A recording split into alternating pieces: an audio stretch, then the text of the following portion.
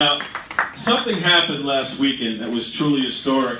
I want to share with my friends and my friend Rich over here. And my wife will attest that I've become much better watching my beloved Patriots. She will attest. Now, when I watch a Super Bowl, I have to be alone. It's like, because I can't stand anyone rooting against me. And let's face it, everyone outside of New England hates the Patriots. Because like the Yankees, they always win. So people hate the Patriots. So anyway, I'm watching the game. We don't hate them. Not everybody. But anyway, it was, the first half, up until the third quarter, they were playing terrible. 28-3. They were getting killed.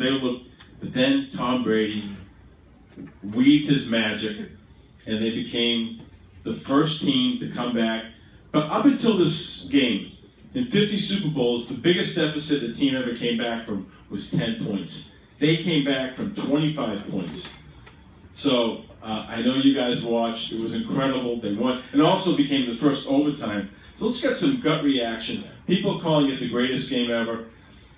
Redskin purists, what do you think of the Patriots' epic victory and epic comeback? Well, I told you before we got started tonight, although I don't root for them and my people don't root for them, we respect what they do because we wish that our Washington Redskins could try to emulate a lot of the stuff that they do. For example, how they draft, what they do with people that don't follow their system. Like we took bums like Sean Gilbert, Big Daddy Wilkinson, people like that, and they did their own thing, and we wasted money, wasted draft choices. And I was talking to you before this started, and I forgot the name of the person who didn't follow a game plan during one of the games, and he got cut the next day.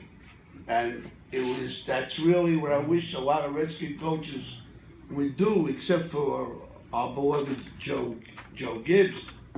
A lot of our coaches, and of course George Allen, a lot of our coaches follow what most of the coaches do in football. They let these players get away with murder. And he doesn't do it, Belichick. Absolutely. What makes Joe Gibbs so special is that, and we'll never see this again, he won 3 Super Bowls with 3 different quarterbacks. How cool is that? Well, I think he's the greatest coach of all time because maybe I'm a little subjective, but when you have Tom Brady, who's a GOAT, the greatest of all time, in the Montana League and Johnny Unitas, and you have a consistent coach and a quarterback, it really does help. But Coach Gibbs, who was a very spiritual person, he transformed good quarterbacks, and the first black quarterback to win a Super Bowl, Doug Williams, Joe Theismann, who was good, Mark Rippon, that had a great year, shows, again, he was a people's coach and he motivated. As far as your team is concerned, I didn't count, as they know, with me at the Super Bowl.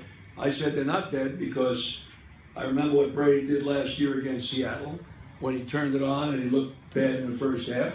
And also the key catch, Julian Edelman, when he made that catch, because we can't stand the team from New Jersey. And they had the 2 bad, horrible energy breaks. David Tyreek, we call him, made a catch back with the devil, and he made a catch that was ridiculous after Alicia Manning was in the grass. That was your bad karma. And again, Welker dropping that pass and Manningham's catch. So we felt the minute Edelman made that the best catch in Super Bowl history, because the concentration of not having that ball hit the ground, that was an impact. And now fighting 3 guys. And yelling it out because he was wired. I got it. It was all positive energy. And even though the logic was against it, they probably still had a 10 or 20% chance. We felt that it would happen. And once you got the coin toss, that was it. My friend Rich, what's your thoughts on the great comeback victory of the Patriots? Come on. I know he's watching. Rich, he walked in today, and the first thing he said, I can't believe that game. Honestly, when Edelman made that catch, I was just blown away. I knew right away the momentum was shifting. You could feel the momentum shifting. You kind of knew right away that Brady's one of those people where nothing seems to get to him. He has that look on his face, like you're down 28 points, and he has that determined look on his face, like I'm going to win this game. I don't care. I could be down 38 points, 48 points. I'm going to find a way to win. And that's what you want in a player. That's what you want in your team. And even without Gronkowski in the lineup, they did what they had to do. And he even tried to tackle that guy that ran for That was amazing. That was amazing. I mean, the fact that you have a quarterback now playing defense, that's unheard of. And he, in my opinion, may be the greatest quarterback of all time. I think that he has at least one more Super Bowl left. I agree with Howie. He definitely has at least one more Super Bowl left. I don't think that we've heard the last from him. I think that this is just the beginning of a dynasty. This is what the Islanders did in the 80s when they were winning Stanley Cups back to back to back to back. I think this is the Patriots dynasty now. And I don't normally make predictions like this. I'm going out on a limb. I'm going to predict the Super Bowl for next year. It's going to be the Patriots. I don't know who they're going to go up against, but I do know I will never, ever count them out. Ever. Good job, Rich, that's for sure. And Rich, why don't you take the phone? For my wife and a lot of other people, they really could care less about the Super Bowl, but they went gaga over Lady Gaga. And to really put it in detail, She was great. our music expert, Rocco's going to go gaga over Gaga. Yes, thank you very much, Howie. Yes, Lady Gaga definitely provided a fantastic halftime show for this year's Super Bowl. In contrast to last year's halftime show, with one of the more egregious aspects of that, unfortunately, was Beyonce. Compared to this year, I think the fact that Lady Gaga did not choose to go a particularly divisive route. I think she chose to let her music speak for herself. She's had a plethora of hits now for the last couple of years, and she pretty much, what she did was she just let her music speak for itself. I mean, people love her songs. She excels at making really catchy dance music. And, she knows how to make music that brings people together. And I think that that really is why, Lady Gaga was a fantastic halftime show this year.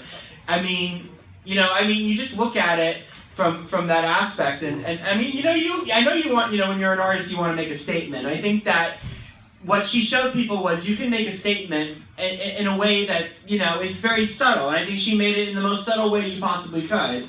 And she really gave everybody a good time. She showed that, just how much she's accomplished in the last couple of years as a hit maker, and how much she can still accomplish, because one of her songs was her latest single, which is actually poised to be a top 10 hit, her first top 10 hit in a good couple of years. So it definitely shows that Lady Gaga is still a force to be reckoned with as a performer. Definitely one of the best performers of this era. And, it just shows that she just really kind of got, the Super Bowl is a massive audience. Like, over 100 million people watch the Super Bowl every year. And I really feel like she knew, for as much as maybe her kind of style of music is a little different than maybe some people who tend to watch the Super Bowl, she managed to connect with all those people, and I think that's no small feat. I think that anytime you connect with a large audience like that in a way that's still your own is definitely something to show how much talent and how much ability you have, and I think that definitely shows.